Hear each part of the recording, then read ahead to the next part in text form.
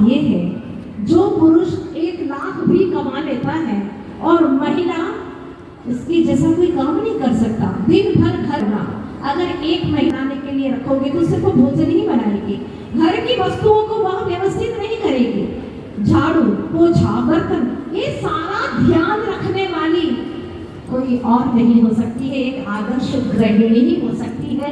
बच्चों के पालन के लिए आप किसी भाई को रख सकती है, किसी नौकरानी को रख सकती है, वो बच्चों को रख लेगी, लेकिन उसके साथ में ममता नहीं बांट सकती, वो सिर्फ पैसे के लिए रखेगी। और जब पैसे ही अर्थ ही लक्ष्य है उसका, तो जिसको जो बच्चों को रखा जा रहा है वो बच्चों में भी अर्थ की लिप्साएं जागृत होगी, क्योंकि उसकी श्वास से उसका विचार पूरे समय उसके ऊपर प्रभावित हो रहा है। और बच्चे भी सिर्फ और सिर्फ अर्थकरी जीवन, अर्थात जिन्हें अर्थ ही अर्थ दिखाई देता है, परमार्थ दिखाई नहीं देता, ये सच बात है। पुराने लोग कहा करते थे, जैसा खाओ वर्ण वैसा होवे मन। ये सच्ची घटना बता रही हूँ। बहुत बड़ा ऑफिसर और पता नहीं उसके दिमाग में क्या हो गया, उसको रात को नींद नहीं आई, वो चिल्लाए नींद के अंदर कि मैं लूट गया, मैं बर्बाद हो गया, मैं परेशान हो गया। रोज रोज इसी तरह से हो रहा है। डॉक्टर को दिखाए, आखिर क्या हो गया है? डॉक्टर कहता है हमें कुछ बात समझ में नहीं आती, किसी मनोचिकित्सक को दिखाओ। और मनोचिकित्सक को दिखाया, उसने कहा सबसे पहले मैं ये पूछना चाहता हूँ कि तुम्हारा घर परिवार कहाँ है? सब अलग अलग जगह जॉब कर रहे हैं, मैं यहाँ पर हूँ ग्वालियर में फिलहाल। अच्छा, तो आपके यहाँ पर भोजन बनाने कौन आता है? उसने पूछा कि तुम्हारे यहाँ पर भोजन बनाने के लिए कौन आता है? एक लेडी आती है, एक महिला आती है, बस ठीक है। उसको लिंक मिल गई। उस महिला से पूछा तुम्हारे जीवन में कोई परेशानियां हैं? मेरे जीवन में तो परेशानी तभी तो यहाँ भोजन बनाने आ रही हूँ। क्या परेशानी है? मेरा घर ले लिया गया है, मेरा घर किसी ने ले लिया और अब मैं सड़कों पर आ गई हूँ, मेरे पास खाने को कुछ नहीं है, मैं बर्बाद हो गई हूँ, मैं परेशान हो गई हूँ। वह महिला खुद ऐसी थी और इन्हीं भावनाओं से भोजन बना करके रोज उस ऑफिसर को खिलाती थी। तो जैसा भोजन जिन भावों से, जिन विचारों से खिलाती थी, उसके विचारों में भी ये उसने परोस दिया और वह भोजन किया उसने। तत्काल समझ में नहीं आता, लेकिन कुछ समय गुजरने के बाद में वह भी ऐसा ही रात को चिल्लाने लगा, ऐसे ऐसे दुस्वप्न आने लगे, मैं बर्बाद हो गया हूँ, मैं बेघर हो गया हूँ, मैं सड़कों पर आ गया हूँ, मैं परेशान हो गया, मुझे कोई साथ नहीं दे रहा है। तो जब उसको जड़ पकड़ में आई तो उसने कहा कि आप इस भोजन वाली को छोड़ दीजिए और अपने घर के लोग, जो भी आपकी पत्नी है या बेटी है, बहू है, उनको बुला लीजिए। तब उन्होंने कहा कि उनको बुलाने की अपेक्षा अच्छा है कि मैं ही 1 माह की छुट्टी लेकर के वहां पर चला जाता हूँ। और घर पे जब गए और भोजन पत्नी के हाथ का करने लगे, उनके परिणामों में दिन रात में ऐसा परिवर्तन आ गया।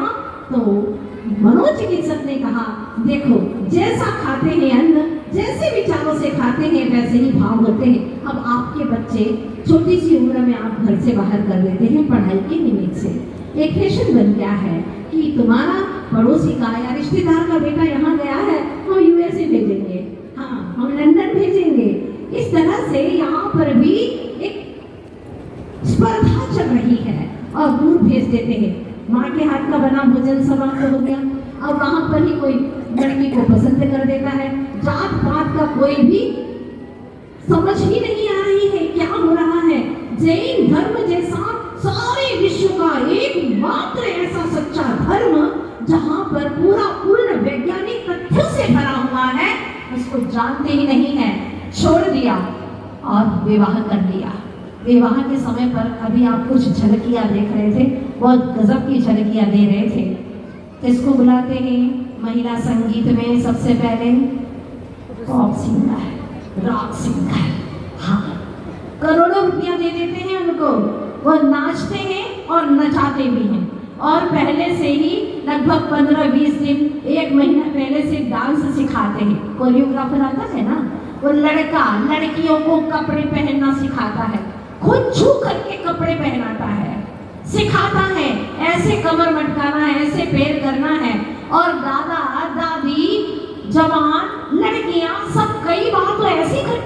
को मिली है, जिससे विवाह होना था उससे विवाह तो हुआ नहीं और उसी कोरियोग्राफर के साथ में लड़की भाग गई। क्या हो रहा है? क्या पहले के समय में डांस नहीं होता था, गीत नहीं होते थे? अभी आप लोग महिला संगीत देख रहे थे, लगभग 50 साल पहले, 60 साल पहले क्या महिला संगीत होते थे और कितनी संस्कृति झलकती थी हमारी, उसके अंदर मर्यादाएं थी, अनुशासन था। दादा दादी सब कोई एंजॉय करते थे, लेकिन अनुशासित मर्यादित होकर के करते थे। इसमें हमारी जिन संस्कृति झलका करती थी। अब आज दादी भी नाच रही है, हाँ, टांगे तो कपड़े में लटक रही हैं और नाच रहे हैं, हिल नहीं पा रही है टांगे, फिर भी हिला रहे हैं जबरदस्ती। समझ में नहीं आता है, क्या डांस नहीं करेंगे तो शादी नहीं होगी, विवाह नहीं होगा? वीडियो बनाओ, वीडियो बनाते हैं तरह तरह के, क्या कहें, कुछ समझ में नहीं आता। जिसका कोई चारित्र नहीं है, खान पान का ठिकाना नहीं है, जिनकी कोई जात पात का पता नहीं है, ऐसे लोगों को विवाह में बुलाते हैं और करोड़ों रुपये फेंकते हैं। क्या हो रहा है?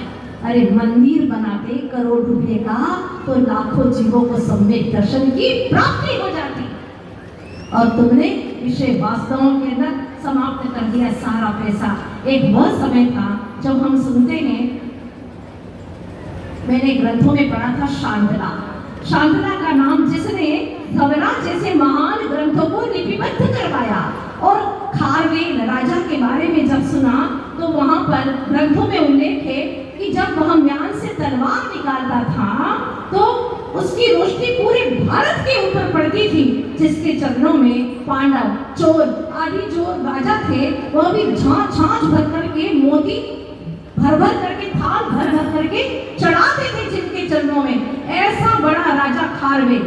सुनते हैं उसके बारे में कि 1-1 लाख साधुओं का चातुर्मास कराता था वह। राजा खारवेल के समय की घटना बता रही हूं मैं। सारा धन उन्होंने किसके लिए लगाया? जिन शासन की वृद्धि के लिए लगाया। और 1-1 लाख साधुओं का चातुर्मास, आर्यकाओं का, क्षुद्र क्षति का, त्यागी व्रती, कभी ऐसा नहीं जाता था कि उसके यहाँ पर कोई साधु का आहार न हुआ हो। और उनकी रानी सुंदरा रानी ने क्या अद्भुत बात कही थी कि स्वामी, अगर आप इन रत्नों को महलों में चढ़वाओगे तो विषय भोगों की ही वृद्धि होगी, लोगों के विषयों में वृद्धि होगी, चोरी करने का भाव आएगा। इसलिए स्वामी मेरी बात मानिए, इन रत्नों को आप महलों में मत चढ़वाओ। ये रत्नों का जो मूल्य है उनसे आप ग्रंथ लिखवाओ, स्वर्णाक्षरों में लिखवाओ, ताकि हजारों हजारों वर्ष तक हमारी जिन संस्कृति सुरक्षित रहेगी। वाह, क्या महिलाएं थी, क्या नारियां थी, गौरव होता है। जैसे अभी 16 सतियों के बारे में आप लोगों को तो देखना अच्छा ही नहीं लगता ना, आपको तो लगता है कि कोई अच्छे से डांस करे, हाँ, अपना शरीर दिखाए, झलकाए, उसी को देखने के लिए तुम्हारी आंखें लालायित रहती हैं। जिन शासन क्या कहता है, क्या कहते हैं हमारे जिनी हृदय, उसके बारे में कोई दृष्टि ही नहीं है, सोच ही नहीं है। फिर भी धुन पर दादा दादी नाच रहे हैं, तो फिर बच्चे क्या नहीं करेंगे?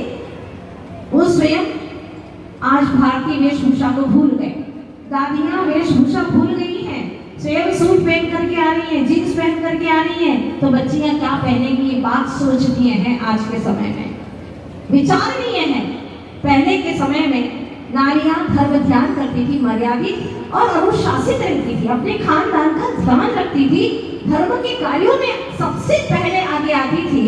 और आज भी मैं ये नहीं कहूंगी कि नारियों में धर्म समाप्त ही हो गया है, लेकिन संस्कारों में बहुत कमी आ गई है। इसीलिए समय समय पर हम ऐसे कार्यक्रम करते हैं जिससे पुनः उनकी सुषुप्त चेतना जागृत हो जाए, जीवित हो जाए और उनके भीतर में संस्कारों का शंखनाद जाग उठे। जैसे आज आप लोग क्या महिलाओं में उत्साह उमंग देख रहे हैं, अद्भुत। बुंदेलखंड की एक महिला ने तो सबको जागृत कर दिया कि किस प्रकार से महिलाओं को शुद्धि अशुद्धि का ध्यान रखना चाहिए, कैसे अपना जीवन जीना चाहिए।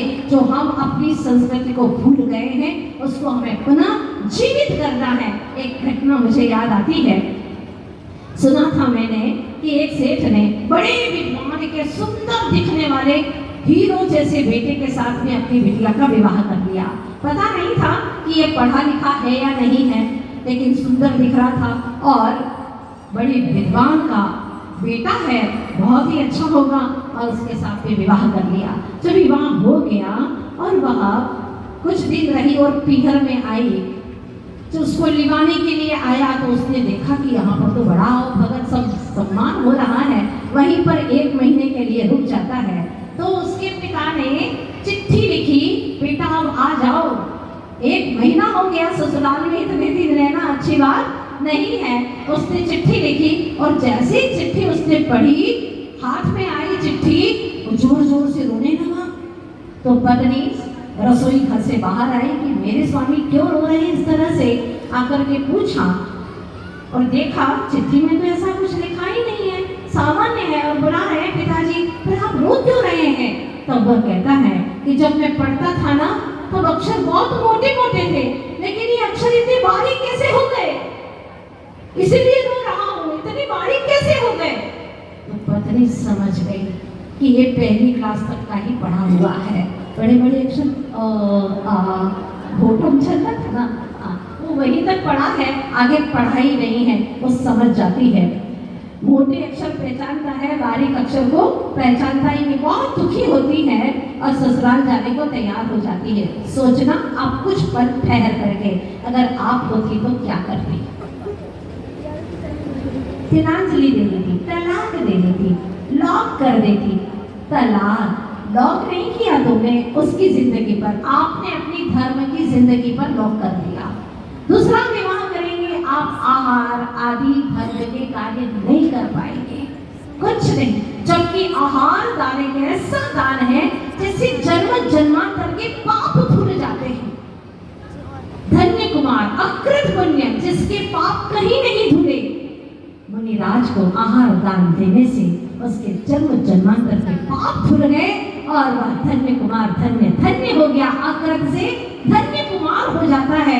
ये बात सुनिश्चित है, लेकिन आज अपने जीवन के बारे में सोचने वाले बहुत कम हैं, अपने भविष्य के बारे में सोचने वाले बहुत कम हैं। कहते जरूर है कि क्या होगा हमारा आगे का जीवन, हाँ कैरेक्टर तो बनाना है। क्या कैरेक्टर बना रहे हैं आपको पता? चारित्रहीनता इतनी ज्यादा डेवलप हो रही है, इतनी ज्यादा विकसित हो रही है, और वर्तमान के अंदर हम देख रहे हैं व्यभिचार, हिंसा, चोरी इस कदर बढ़ती चली जा रही है। नारी भोग तो भोगना चाहती है, लेकिन मां बनना नहीं चाहती। संतति निरोध के कृत्रिम उपाय अपनाना चाहती है ताकि भोग तो भोगे लेकिन मां न बने। क्यों? मां बनेंगे तो हमारे सुख में बाधा उत्पन्न हो जाएगी, इसलिए संतान नहीं चाहिए। जो अपनी संतान को नहीं चाहे, अपने विषय भोगों के लिए संतान को, गर्भ में आई संतान को कत्ल करवा देती है, ऐसी हत्यारी नारी वह अपने सास ससुर को क्या चाहेगी? क्या चाहेगी अपने परिवार को? वह स्वतंत्र स्वच्छंद होकर के रहना चाहती है, और धड़ल्ले से 50 या 60 वर्ष की हो जाती है, फिर भी पाप करना नहीं छोड़ रही है। इससे स्पष्ट हो रहा है कि वर्तमान में चारित्रिक पतन तीव्रता से बढ़ता चला जा रहा है, और आज हमारे देश की जो तरक्की है वह भौतिक तरक्की मान सकते हैं, लेकिन चारित्र और नैतिकता की अपेक्षा देखें तो घोर पतन होता चला जा रहा है। और वास्तव में ये पतन आज ये दिखा रहा है, घर घर के अंदर विषमताएं हैं, लड़ाई झगड़े हैं, लंका कांड मच रहा है। जो आज से 40-50 साल पहले की ओर दृष्टिपात करें, संयुक्त परिवार एक साथ में प्यार प्रेम से रहता था, लगता था कि जैसे स्वर्ग हो। एक दादाजी ने बड़ी अच्छी बात कही, बेटा हम पहले जीते थे इकट्ठा रहने के लिए, हम पहले जीते थे इकट्ठा रहने के लिए, और आज के बच्चे जीते हैं इकट्ठा करने के लिए, इकट्ठा करने के लिए जी रहे हैं। पहले आयु वाले जो होते थे उनका सम्मान होता था, लेकिन आज के समय में आय वालों का सम्मान हो रहा है। क्या दुर्दशा होती चली जा रही है। अगर इसे हम नहीं संभालेंगे, ऐसे कार्यक्रम ही हमें पुनः जीवित कर सकते, ऐसी कुसंस्कृति के ऊपर कुठाराघात करके निश्चित रूप से इसका जीर्णोद्धार कर सकते सकते हैं, क्योंकि अगर कोई स्पीच दे तो उतना प्रभाव नहीं पड़ता, लेकिन कोई नाटिका, कोई कार्यक्रम दिखाए तो आपके ऊपर इमीडिएट प्रभाव पड़ता है। बहुत सच है, ऐसा ही करना चाहिए, अब हम गलती नहीं करेंगे, या आपके दिमाग में आ जाता है। आचार्य भगवान लिखते हैं जो शुद्धि अशुद्धि का ख्याल नहीं रखते हैं, वे जन्म जन्मांतर तक पशु योनियों में भटकते रहते हैं। हमारे जैन ग्रंथों में ही नहीं, अन्य ग्रंथों में भी यहाँ लिखा गया है कि जिनको सूतक पातक का ख्याल नहीं है, 3 दिन की अशुद्धि का पालन नहीं करते, भोजन बना करके खिलाते हैं, उनके घर के अंदर कभी भी कोई मंत्र की सिद्धि हो ही नहीं सकती है। इसलिए आपको ध्यान रखना है, ज्यादा से ज्यादा समय आप अपने और अपने परिवार के उत्थान के लिए दें, चारित्रिक पतन न होने दें, नैतिकता का पतन न होने दें। ये आपकी अहम की स्वयं की जिम्मेदारी है, क्योंकि नारी अगर शिक्षित रहेगी, संस्कारित रहेगी, तो पूरे घर को संस्कारित करेगी। ये हमने देखा, अगर पुरुष चारित्रहीन भी है तो वह माँ बच्चों को चारित्र की और उपदेश देकर के, संस्कार देकर के आगे बढ़ा देती है, क्योंकि वह माँ है। अगर पुरुष बिगड़ा हुआ है तो उसके बच्चों पर इतना असर नहीं आएगा, लेकिन माँ बिगड़ी हुई है तो बेटे बेटी दोनों के ऊपर उसका असर आएगा, क्योंकि वो माँ है। माँ के संस्कार बहुत ही महत्वपूर्ण हुआ करते हैं। कहते हैं कि 100 गुरुओं से बढ़कर के है एक पिता, और 1000 पिताओं से भी बढ़कर है एक माता। ऐसी माता जो बिना पिता के भी अपने बच्चों को बड़ा कर देती है और संस्कारित कर देती है, लेकिन बिना माँ के पिता अपने बच्चों को बड़ा नहीं कर सकता, क्योंकि पिता के पास में वो क्षमता ही नहीं है जो एक नारी के पास में क्षमता है। लेकिन आज सारी क्षमता को नारी कहाँ खत्म कर रही है? किटी पार्टी में, है ना? किटी पार्टी मतलब बिल्लियों की पार्टी। क्या करते हैं बिल्लियां? क्या करती हैं बिल्लियां मिलकर के? म्याऊं म्याऊं, कुछ नहीं करती, वो सिर्फ समय की बर्बादी करती है, पैसे की बर्बादी करती है। जुआ, हाँ, जहां पर हार और जीत की बात हुआ करती है। मालूम है आपको युधिष्ठिर ने, आज भी बदनाम है युधिष्ठिर इस विषय के लिए कि देखो उन्होंने सब कुछ दांव पर लगा दिया। भले आप छोटा छोटा जुआ खेलते, क्या ये नारियों का काम है? पहले पूछना अपने मन से, कितना चारित्रिक पतन हो रहा है इसके माध्यम से, घोर पतन हो रहा है। और जहां नारी का ही पतन हो गया, अब चारित्र उत्थान का तो हम सोच ही नहीं सकते, क्योंकि जड़ों में ही कीड़े पड़ गए हैं। अब पेड़ कैसे परिणमित होगा, कैसे पुष्पित होगा, बहुत मुश्किल है। तो आज मैं आपसे गुजारिश करती हूँ, आप किटी पार्टी में जाती हैं, आज से उसका रूपांतरण करिएगा। महीने में एक बार अगर मिलते हैं तो उस दिन भक्तामर का पाठ करेंगे, महामंत्र का पाठ करेंगे, या कि सारी महिलाएं मिल करके हम कोई तत्व ज्ञान की, सब में ज्ञान की चर्चा करेंगे और कोई ऐसा कार्यक्रम करेंगे जिससे हमारे तत्व ज्ञान में वृद्धि हो सके। तब तो तुम्हारी किटी पार्टी करना भी सार्थक हो जाएगी, अन्यथा आपका समय बर्बाद हो रहा है। चाहे तो आप अपने घर में नित्य 3 त्योहार कर सकती हैं। महिलाओं के अंदर बहुत सामर्थ्य है। प्रातः काल अगर बड़े बुजुर्गों का चरण स्पर्श करेंगे तो हर दिन आपका नया साल के रूप में होगा। जब आप साथ में पूरा परिवार भोजन करेंगे तो हर दिन आपका होली का त्योहार जैसा होगा। और हर शाम को पूरा परिवार अगर जिनवाणी वाचन, जिनवाणी के स्वाध्याय में लगेगा, एक साथ में स्तुति करेगा, प्रार्थना करेगा, पाठ करेगा, तो हर शाम आपके घर की दीपावली के रूप में हो जाएगी। एक दिन में 3 त्योहार हो जाएंगे। आप लोग भूले नहीं होंगे, ऐसी नारी की मैंने घटना आप लोगों के बीच में रखी थी। वो नारी का क्या हुआ, कहीं भाग तो नहीं गई बीच में? नहीं, वो संस्कारित नारी थी और स्वाध्यायशील थी। वो अपने ससुराल जाती है और वहां पर जा करके ससुराल में जाने के बाद में क्या हुआ देखिएगा, गांव आ गया है, ससुराल बहुत पास में ही है और वहां पर बगीचा है। पति ने कहा देखो थक गए, थोड़ी देर अपन यहीं विश्राम कर लेते हैं, फिर गांव में तो पहुंचना ही है।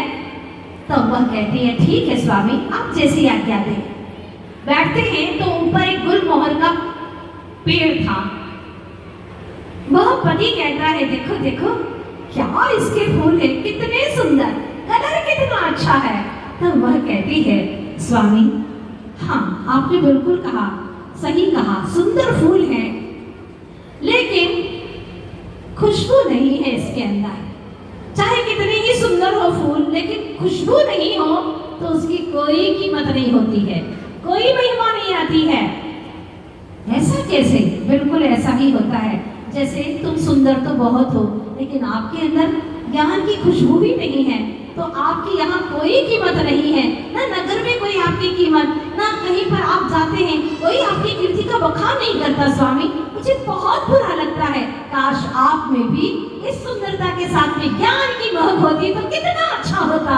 बस नारी ने कह दिया, बात लग गई और उसी दिन से वो नगर में नहीं जाता है, ज्ञानाभ्यास करने के लिए चल पड़ता है और ठीक 2 साल के बाद में ज्ञानाभ्यास करके आता है। ठान लिया था और व्यक्ति अगर ठान ले तो वह कर गुजरता है।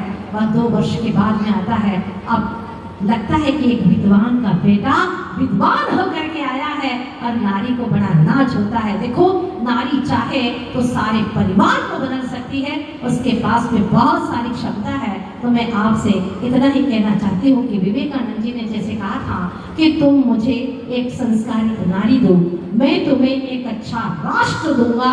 मतलब एक संस्कारित नारी के अंदर पूरा एक राष्ट्र, संस्कारित राष्ट्र छिपा हुआ है। इतनी क्षमता एक नारी के अंदर है। तो आज आपको करना क्या है?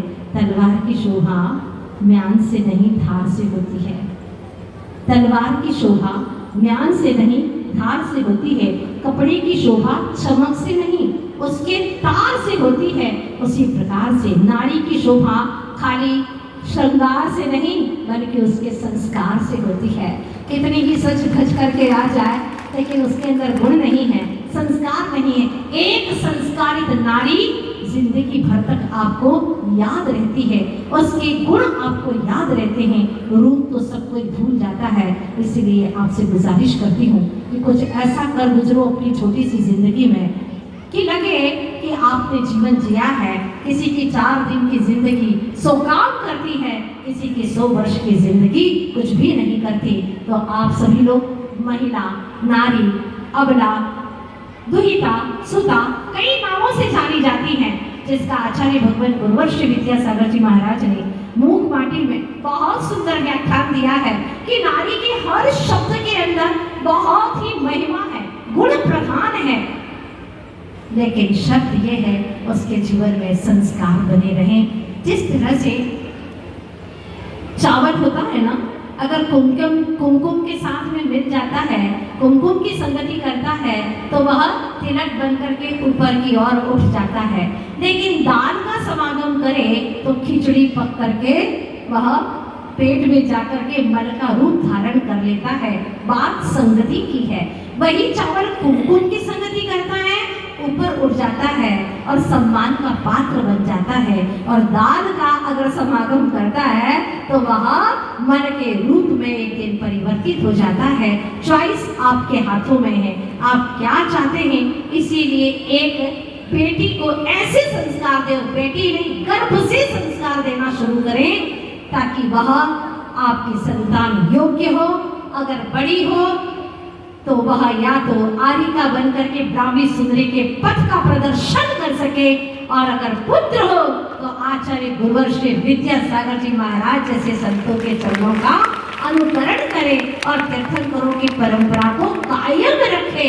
और फिर अगर नहीं मोक्ष मार्ग पर चले तो वह सीता, अंजना ऐसी मर्यादित और अनुशासित नारी बनकर के इतिहास के पृष्ठों पर उसका नाम स्वर्णाक्षरों से लिखा जाए। बस यही कहना चाहती हूँ, जब तक आश नहीं थक पाए तुम अपना विश्वास जमा लो, जब तक राज नहीं खुल पाए तुम अपना आवास सजा लो, न जाने कब कफन तुम्हारी आकर मिट्टी को ढक जाए, जब तक श्वास नहीं छिन पाए तुम अपना इतिहास बना लो, तुम अपना इतिहास बना लो।